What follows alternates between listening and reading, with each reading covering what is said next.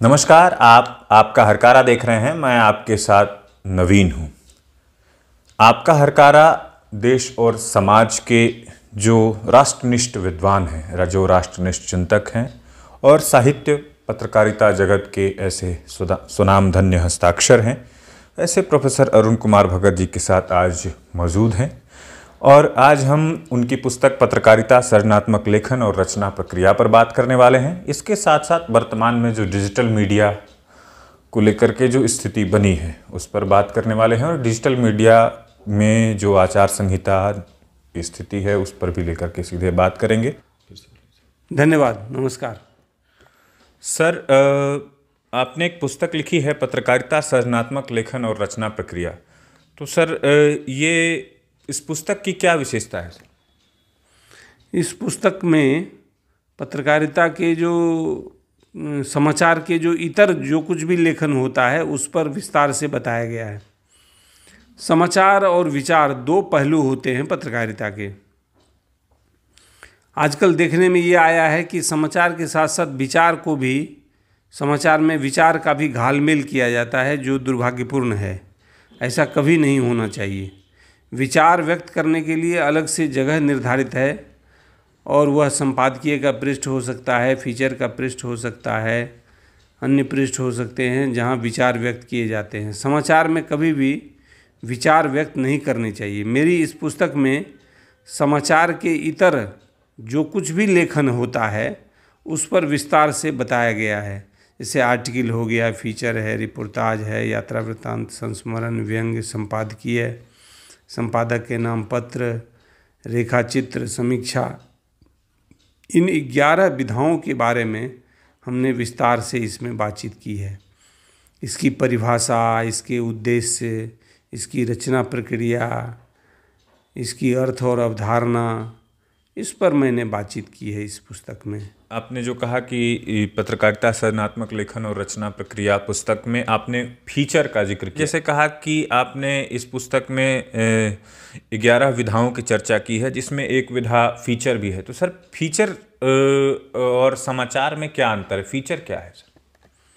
Feature जब लालित्यपूर्ण शैली में लिखा जाता है, समाज जीवन के किसी भी विषय वस्तु पर लालित्यपूर्ण शैली में लिखा जाता है तो वह फीचर कहलाता है। जैसे कि साड़ी पर कभी मैंने फीचर पढ़ा था, तो साड़ी पर ही केवल अगर लिखा जाए तो वह फीचर की श्रेणी में आता है।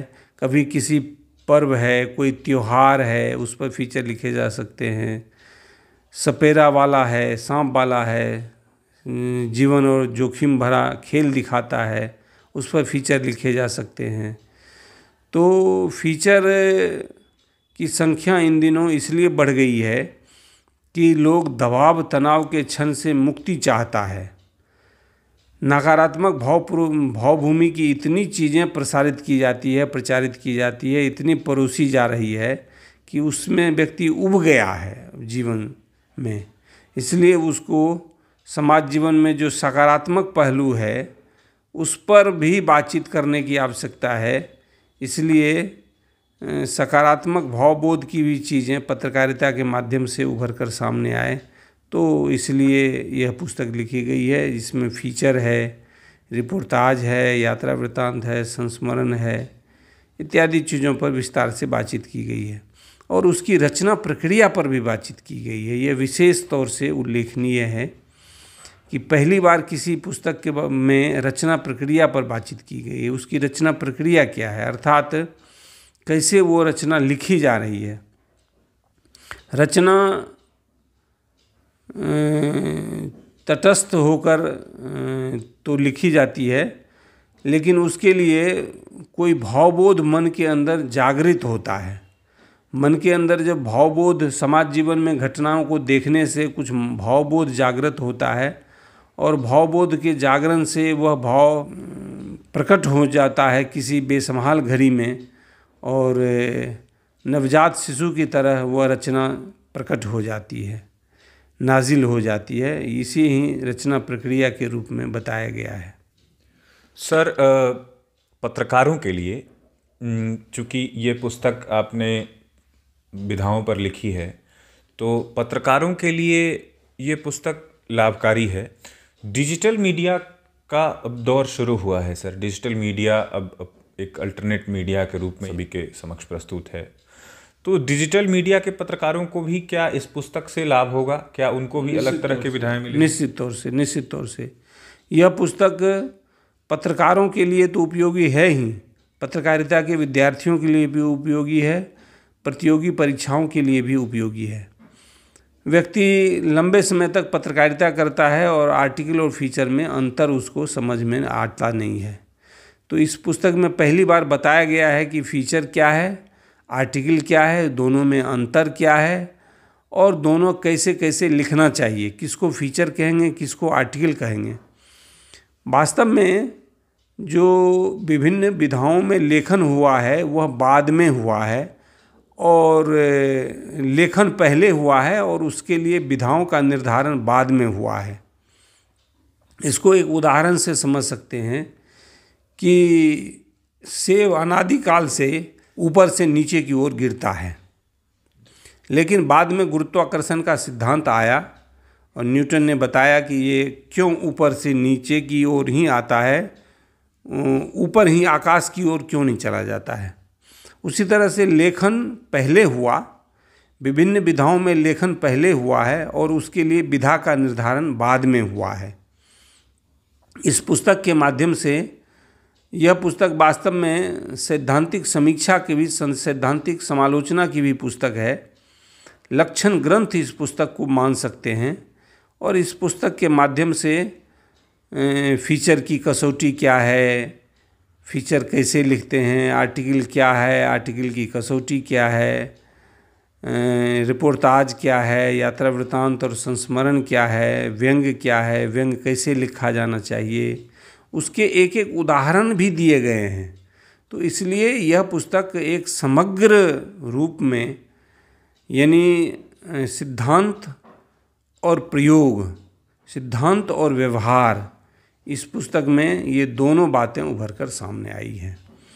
यानी पहले तो हमने बताया है कि फीचर कैसे लिखा जाना चाहिए और बाद में अपना ही एक उदाहरण देकर बताया है कि फीचर ये है और इस तरह से फीचर लिखा जाना चाहिए। एक आदर्श फीचर का ये स्वरूप होता है, ऐसा फीचर लिखा जाना चाहिए। सर, आपने जैसे विधाओं की बात की, जो वर्तमान का दौर है, डिजिटल मीडिया की पत्रकारिता हो रही है और बड़े पैमाने पर हो रही है।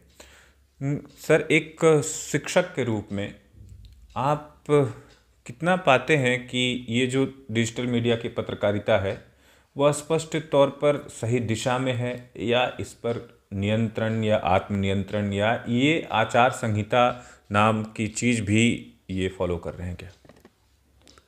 पत्रकारिता पर किसी भी तरह का नियंत्रण नहीं होना चाहिए। भारतीय संविधान में 19(1)(a) के अंतर्गत वाक और अभिव्यक्ति की स्वतंत्रता का अधिकार प्राप्त है, लेकिन यह अधिकार आत्यंतिक नहीं है, एब्सोल्यूट नहीं है। इस पर रीजनेबल रिस्ट्रिक्शंस हैं। रीजनेबल रिस्ट्रिक्शंस जो है वो भारत के संविधान के 19(2) में उसका उल्लेख किया गया है, उस पर रीजनेबल रिस्ट्रिक्शंस हैं।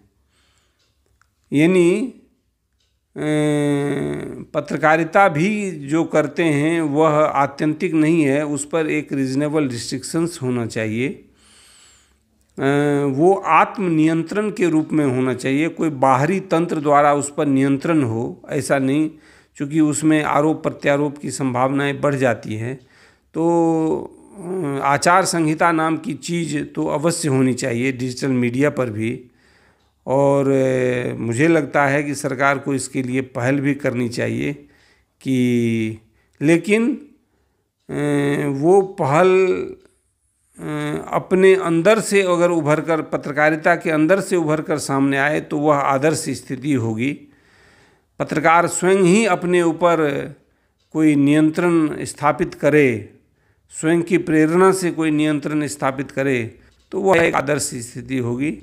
इसलिए बाहरी कोई दबाव, बाहरी कोई उस पर नियंत्रण हो, सरकारी कोई नियंत्रण हो, उसकी आवश्यकता की जगह मुझे लगता है कि अपनी स्वतंत्र स्वयं की प्रेरणा से पत्रकारों को कुछ आचार संहिता का पालन करना चाहिए। कुछ इस तरह का जो पत्रकारिता के संस्थान हैं, पत्रकारिता के जो मीडिया के जो इंस्टीट्यूशंस हैं, उनको ऐसे कुछ चीज़ें सोशल मीडिया के लिए डेवलप करना चाहिए। यही आदर्श स्थिति होगी।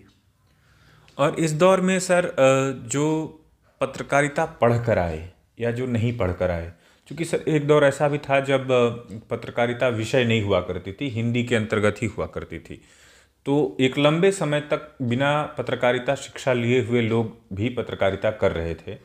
और अभी जो इस तरह के लोग हैं सर, तो ये इन दोनों में फिर ये समस्या क्या है सर? आपने बड़ा अच्छा प्रश्न पूछा है। पत्रकारिता के विषय में कहा जाता है कि पत्रकारिता सिखाई नहीं जा सकती, लेकिन आज की स्थिति में पत्रकारिता में वह स्थिति नहीं रह गई है। पत्रकारिता टेक्नोलॉजी आधारित हो गई है और इसलिए सीखने सिखाने की प्रक्रिया अब शुरू हो गई है। पत्रकारिता में को केवल इस भरोसे छोड़ दिया जाए कि वह तो स्वयं है, जन्मजात है और पत्रकारिता का गुण, उसको रबअप किया जा सकता है, उसको चमकाया जा सकता है, उसको ब्रशअप किया जा सकता है और इसलिए प्रशिक्षण की आवश्यकता महसूस होती है। शिवपूजन सहाय जी और इस तरह से उन्होंने पत्रकारिता की आवश्यकता महसूस की थी। उन्होंने कहा था कि पत्रकारों के लिए भी प्रशिक्षण की आवश्यकता है। महावीर प्रसाद द्विवेदी जैसे पत्रकारों ने भी पत्रकारिता में प्रशिक्षण की आवश्यकता पर बल दिया था।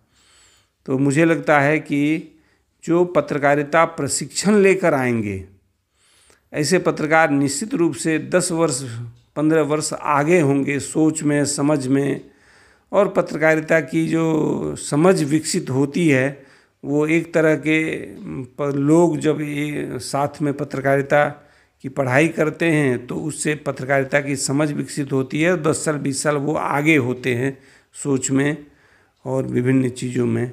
इसलिए मुझे लगता है कि पत्रकारिता का प्रशिक्षण इन दिनों बहुत ही आवश्यक है। सर, भारत के अन्य हिस्सों में पत्रकारिता शिक्षण संस्थान थोड़ा कम है। बिहार में भी पत्रकारिता बहुत कम संस्थानों में पढ़ाई जाती है, तो उसको लेकर के क्या प्रयास किए जाने चाहिए सर? एक पत्रकार के रूप में, एक शिक्षक के रूप में सर, आप इसे कैसे देखते हैं? पत्रकारिता की पढ़ाई उसी तरह से आवश्यक है जिस तरह से विभिन्न जो जैसे मेडिकल की पढ़ाई की आवश्यकता है, इंजीनियरिंग की पढ़ाई की आवश्यकता है, उसी तरह से पत्रकारिता की भी पढ़ाई की आवश्यकता है। पत्रकारिता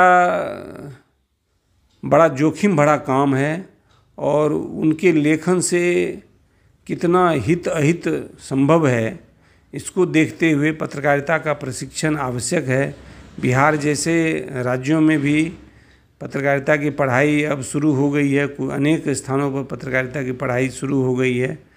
मुझे लगता है कि इसका और भी प्रचार प्रसार हो और अनेक संस्थान पत्रकारिता के एक अलग से विश्वविद्यालय बिहार में भी इस्टेब्लिश्ड हो, यह समय की मांग है। सर, पत्रकारों की जो स्थिति होती है सामान्यतः, जैसे अन्य प्रोफेशन की तुलना में जो है, पत्रकारिता क्या प्रोफेशन है क्या सर? निश्चित तौर से पत्रकारिता प्रोफेशन के साथ साथ पत्रकारिता के साथ सामाजिक सरोकार जुड़ा हुआ है, जन सरोकार जुड़ा हुआ है पत्रकारिता के साथ। इसलिए पत्रकारिता बहुत ही महत्वपूर्ण है। किसी एक समाचार से कितना अहित हो सकता है समाज जीवन का, ये सब रोज़मर्रा के जीवन में हम सब देख रहे हैं। तो पत्रकारिता का प्रशिक्षण आवश्यक है और पत्रकारिता प्रोफेशन के रूप में इस्तेमाल हो, इसके लिए पत्रकारिता को आत्मसात करने की भी आवश्यकता है और पत्रकारिता जन सरोकार से जुड़ जाए, यह समय की मांग है। क्या पत्रकारिता को भी कॉम्पिटिटिव एग्ज़ाम्स जैसे होते हैं, जो ये लोक सेवा की परीक्षा होती है या जो संघ लोक सेवा आयोग की परीक्षा होती है या जो राज्य लोक सेवा आयोग की परीक्षा होती है, उसमें पत्रकारिता विषय को भी शामिल किया जाना चाहिए। निश्चित तौर से यह एक नया डिसिप्लिन है। हजारों हजार विद्यार्थी पत्रकारिता की पढ़ाई करते हैं, तो अगर इसे भी, पत्रकारिता को भी यूपीएससी और बीपीएससी में शामिल कर लिया जाए तो मुझे लगता है कि एक अच्छा वातावरण बनेगा। और ऐसे लोग जब पत्रकारिता के माध्यम से चुनकर जाएंगे, विभिन्न प्रतियोगी परीक्षाओं के माध्यम से अधिकारी बनेंगे, तब उनके सोचने समझने का जो फलक है वो व्यापक होगा, विस्तृत होगा। इसलिए मुझे लगता है कि पत्रकारिता को यूपीएससी और बीपीएससी में भी शामिल किया जाना चाहिए। बहुत बहुत धन्यवाद सर आपका। धन्यवाद। आपका हरकारा देख रहे थे। आपका हरकारा प्रोफेसर अरुण कुमार भगत जी से बातचीत कर रहा था और हम पत्रकारों की स्थिति, डिजिटल मीडिया की पत्रकारिता और उनके पुस्तक पत्रकारिता सृजनात्मक लेखन और रचना प्रक्रिया पर बात कर रहे थे। अगर आप हमारा यह वीडियो फेसबुक पर देख रहे हैं तो हमारे पेज को लाइक करें। अगर आप हमारा ये वीडियो यूट्यूब पर देख रहे हैं तो हमारे चैनल को सब्सक्राइब करें। धन्यवाद।